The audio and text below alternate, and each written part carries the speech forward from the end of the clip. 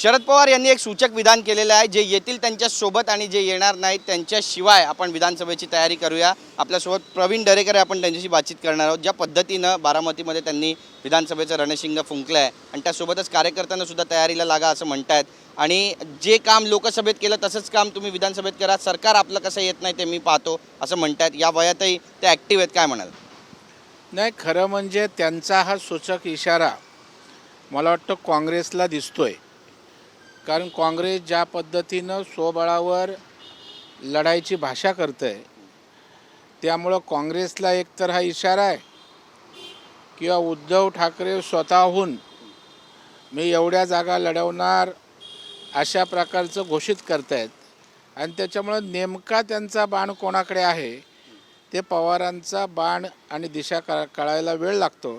परंतु मला वाटतं काँग्रेसला सूचक इशारा दिल्याचं यातना दिसतंय। नाही, पण त्यासोबत ते असं पण म्हणतात की काही लोक सत्तेमध्ये येतात ते तात्पुरते असतं, मग एकनाथ शिंदे यांना इशारा आहे म्हणावा का? आणि महाराष्ट्रामध्ये जेव्हा सत्ता येते त्या सत्तेचा उपयोग समाजासाठी झाला पाहिजे असं सुद्धा म्हणतात। नाही, मला वाटतं सत्ता कोणीही अमरपट्ट्या घेऊन येत नसतं, सत्ता येत असते जात असते। त्याच्यामुळं पवारसाहेब बोलत आहेत ते त्या ठिकाणी सगळ्यांना लागू आहे आणि सामाजिक बांधिलकीचं तर एकनाथ शिंदेना शिकवूच नाही कोणी। पवारांनी त्या ठिकाणी सामाजिक बांधिलकीतनं दीनदुबळ्यांना, गरिबांना, अडचणीतल्या लोकांना व्यक्तिशः किती मदत केली आणि एकनाथरावजी शिंदेंनी किती केली हे जर आपण त्या ठिकाणी जायजा घेतला, माहिती घेतली, तर एकनाथ शिंदे मेडिकल असो, पर्यावरण असो किंवा कोणावर कुठली आपत्ती असो, त्यांच्या एवढी समाजसेवा आणि संवेदना निश्चितच त्या ठिकाणी इतरांपेक्षा त्यांच्यात जास्त आहे।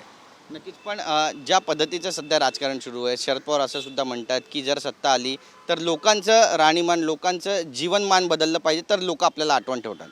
मला वाटतं शरद पवार 50 वर्ष राजनीती करतायत, सत्तेची राजनीती करतायत। त्यात अनेक वर्ष मुख्यमंत्री होते, अनेक वर्ष कृषी मंत्री होते। तुम्ही 50 वर्षाच्या कालावधीमध्ये किती लोकांच्या आयुष्यमानात बदल झाला आणि 10 वर्ष मोदी साहेब या देशाचे पंतप्रधान असताना त्यांनी नेमकं काय केलं याचा एकदा लेखाजोखा जनतेसमोर मांडूया। त्याच्यामुळे करणी आणि कथनीतला फरक त्या ठिकाणी कळून येईल। नक्कीच, महाविकास आघाडीची जेव्हा पत्रकार परिषद झाली त्यांना उद्धव ठाकरेंना बऱ्याच पत्रकारांनी प्रश्न विचारले की तुम्ही NDA सोबत जाणार आहात का? यावर ते म्हणाले की या दोघांसोबत बसून म्हणजे काँग्रेस आणि राष्ट्रवादी काँग्रेसचे जे नेते आहेत त्यांच्यासोबत बसून सांगू का जाणार की नाही जाणार।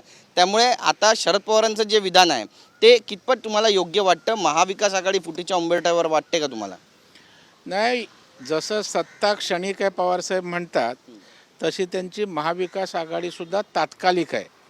ज्या वेळेला त्या ठिकाणी विधानसभेची निवडणूक येईल किंवा आणखी छोट्या छोट्या निवडणुका स्थानिक स्वराज्य संस्थांच्या होतील त्यावेळेला महाविकास आघाडी टिकणं अवघड आहे। कारण वेगवेगळ्या विचारधारांची लोक एकत्रित आलेत, त्यांची मोठ ही तात्कालिक आहे, दीर्घकाळ टिकू शकत नाही। संजय राऊत ज्या पद्धतीनं घणाघात करतायत, आज दोघांचेही वर्धापन दिन साजरे होत आहेत, कोण नकली शिवसेना आहे म्हणतात, शिंदेंची जी शिवसेना ती नकली आणि गद्दारांच्या छातीवर बसून आम्ही शिवसेना इथपर्यंत घेऊन आलो असं म्हणतात। मला वाटतं संजय राऊतांचं सकाळ दुपार संध्याकाळ हेच काम आहे। गद्दार, खुद्दार अशा प्रकारच्या राणा भीमदेवी थाटातल्या गर्जना करणं, स्वतः त्या ठिकाणी फुसका बार असतानासुद्धा मोठमोठ्या त्या ठिकाणी गोष्टी करायच्या, हा संजय राऊतांचा स्थायी भाव झालेला आहे आणि त्याच्यामुळे संजय राऊत केवळ बोलू शकतात, कुठल्याही प्रकारची कृती किंवा भरीव काम किंवा विकासाचा दृष्टिकोन त्यांचा अजिबात नाही। विद्यमान सरकारचा जो DNA आहे तोच मुळात लाचारीचा अशी टीका त्यांनी केलेली आहे आणि वारकऱ्यांना अनुदान देऊन विकत घेण्याचा डाव आखण्यात आला आहे असं सुद्धा म्हणतात। मला वाटतं संजय राऊतांनी आपल्या पक्षाचा, नवीन पक्षाचा उभाटाचा DNA चेक करावा। बाळासाहेबांचा असणारा DNA विचार त्याला मुठमाती देऊन आपण काँग्रेसच्या चरणी घाण ठेवलात, काँग्रेसच्या त्या ठिकाणी लाचारी केलीत।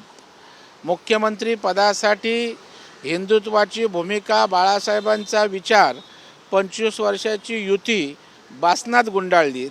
आणि त्याच्यामुळं मतांसाठी आणि सत्तेसाठी लाचार झालेल्या राऊतांनी त्या ठिकाणी त्यांना बोलण्याचा नैतिक अधिकार नाही.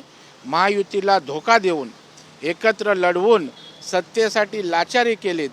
त्यानंतर आता मतांसाठी हिरवी लाचारी केलेत, हिरव्या गुलालात न्हावून निघाला आहेत आणि त्याच्यामुळं लाचारीनं ओतप्रेत आपण भरलेला आहात. त्याच्यामुळं लाचारीवर बोलण्याचा कुठल्याही प्रकारचा अधिकार उच्चारण्याचा आपल्याला नैतिक अधिकार राहत नाही. अमोल मिटकरींच्या विधानाकडे कसं पाहता? कारण संघानं ज्या पद्धतीनं अजित पवार यांना निशाणा साधला त्यांच्यावरती, अमोल मिटकरी म्हणतात की जर संघानं अजितदादांना टार्गेट केलं तर आम्हाला वेगळा विचार करावा लागेल. अमोल मिटकरीचा जीव केवढा, त्याची कुवत काय, त्याचं पद काय आणि संघावर भाजप नेतृत्वावर आणि अजितदादांचा विचार भूमिका मांडायला ते अजून लहान आहेत. त्याच्यावर अजितदादा अधिकारवादीनं बोलतील, प्रदेशाध्यक्ष त्या ठिकाणी बोलतील. मला वाटलं अशा प्रकारे जे तोंडाळ नेते आणि प्रवक्ते आहेत त्यांना त्या ठिकाणी पक्ष नेतृत्वाने आवरायला पाहिजे. मला वाटतं प्रदेशाध्यक्ष तटकरे साहेबांनी सुद्धा तंबी दिल्याचं समजतं. जी गोष्ट अजून झाली नाही, होत नाही, त्याविषयी भाष्य करून कटुता निर्माण होणार नाही अशी त्या ठिकाणी मीडियासमोर बोलघेवडेपणा करणाऱ्यांनी काळजी घेतली पाहिजे. एकनाथ खडसे 2 दिवसापासून दिल्लीमध्ये बरीचशी चर्चा रंगते. फडणवीस जाणार आहेत, त्यांना नवीन जबाबदारी दिली जाईल. या सगळ्या ज्या चर्चा आहे यांना कुठेतरी विराम लागण्याची गरज आहे असं वाटतं तुम्हाला? नाही, मला वाटतं भारतीय जनता पार्टीचं केंद्रीय नेतृत्व सक्षम आहे आणि त्यामुळे सगळ्या गोष्टींना समन्वय साधून भविष्यात भाजपला महाराष्ट्रात कसं पुढं न्यायचं, महायुतीला कसं पुढं न्यायचं, त्यासाठी आमचं सक्षम नेतृत्व आहे. ती योग्य ती दिशा त्याने दिले, आणखी भविष्यातही देतील. आणि या राज्याचं नेतृत्व, पक्षाचं नेतृत्व आमचे प्रगल्भ असणारे आणि लोकाभिमुख असणारे नेते त्या ठिकाणी देवेंद्र फडणवीस साहेबच करतील. तुमच्या पक्षाला आणि शिंदे गटातील जे नेते आहेत यांना पाठिंबा दिलेले चंद्रकांत पाटील जे आमदार आहेत ते म्हणतात की ग्रामविकास मंत्री राहिलेले गिरीश महाजन हे गृहमंत्री झाले तर आम्हाला आवडेल. नाही, मला वाटतं आमच्या आवडीनिवडीवर त्या ठिकाणी पक्ष नेतृत्व ठरवत नसतं. प्रत्येकाच्या भावना असू शकतात, कुणी काय व्हावं, परंतु या संदर्भाचा निर्णय देवेंद्रजी बावनकुळे साहेब आणि केंद्रीय नेतृत्व एकत्रितपणे घेत असतं. आणि त्याच्यामुळे मला वाटतं चंद्रकांत पाटलांची त्या ठिकाणी इच्छा असेल तर त्यांची ती इच्छा आहे. पक्ष नेतृत्व आवश्यकतेनुसार त्या ठिकाणी नेतृत्वाने जबाबदाऱ्या देत असतो. आरक्षणाचा जो प्रश्न आहे तो जटिल होतोय, कारण आपण पाहतोय की लक्ष्मण हाके यांच्या आंदोलनाचा उपोषणाचा आजचा 7वा दिवस आहे. त्या ठिकाणी नेते पोहोचत आहेत, त्यांची विचारपूस करतायत. आता जरांगे पाटील पण ॲक्शन मोडमध्ये म्हणतात 6 जुलैपासून संपूर्ण महाराष्ट्रभर दौरा करणार, सरकारला 13 जुलैपर्यंतचा वेळ दिलेला आहे. छगन भुजबळ आणि जरांगे पाटील यांनी एकत्र बसून काहीतरी तोडगा काढावा असं बच्चू कडू म्हणतात. या सगळ्यांकडे कसं पाहता? नाही, मला वाटतं बच्चू कडूंची भावना जर प्रामाणिक असेल तर मला वाटतं राज्यातल्या प्रत्येक जनतेला, नागरिकाला किंवा समाज घटकांना असंच वाटतं की समाजामध्ये वाद उभे राहू नयेत, जातीच्या भिंती त्या ठिकाणी उभारल्या जाऊ नयेत. आणि त्यामुळं मला वाटतं की दोन्ही नेत्यांनी समंजस भूमिका घेण्याची आवश्यकता आहे. आपण बघाल की आता ओबीसी समाज एका दिशेनं आंदोलन करतोय, जरांगे पाटलांनी आंदोलन केलं, म्हणजे आंदोलनाला प्रति आंदोलन. हे जर अशाच प्रकारचं माहोल उभं राहिलं तर पुरोगामी महाराष्ट्र जो आपण बोलतो, परंपरा आमची पुरोगामी महाराष्ट्राची, त्या परंपरेला, वैभवाला छेद अशा कृत्यांमुळं त्या ठिकाणी होईल. त्याच्यामुळे सरकारनेही बच्चू कडू म्हणाले त्याप्रमाणे सर्व नेत्यांमध्ये समन्वय साधून प्रत्येकाला न्याय मिळेल आणि कोणाच्या अधिकारावर गदा येणार नाही याची काळजी घेऊन भूमिका घेण्याची आवश्यकता आहे. आरक्षणाचा विषय सरकारच्या अंगलट येतोय का? नाही, अंगलट नाही. सरकारची भूमिका अत्यंत प्रामाणिक आहे. सरकार मराठा समाजाला सरकारने आरक्षण दिलं आहे. सगळे सोयऱ्यांच्या संदर्भात सकारात्मक भूमिका काढण्याचा प्रयत्न आहे.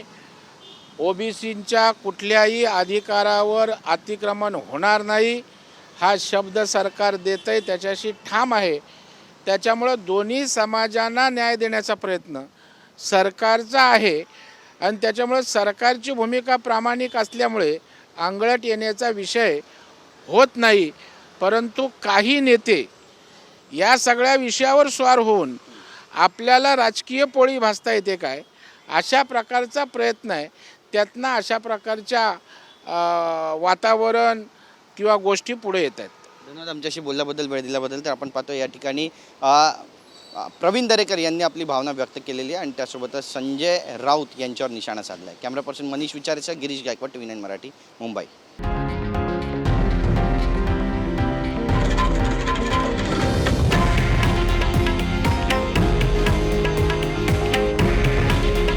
हे आहे देशातील नंबर 1 न्यूज नेटवर्क आणि आपण पाहत आहात TV9 मराठी.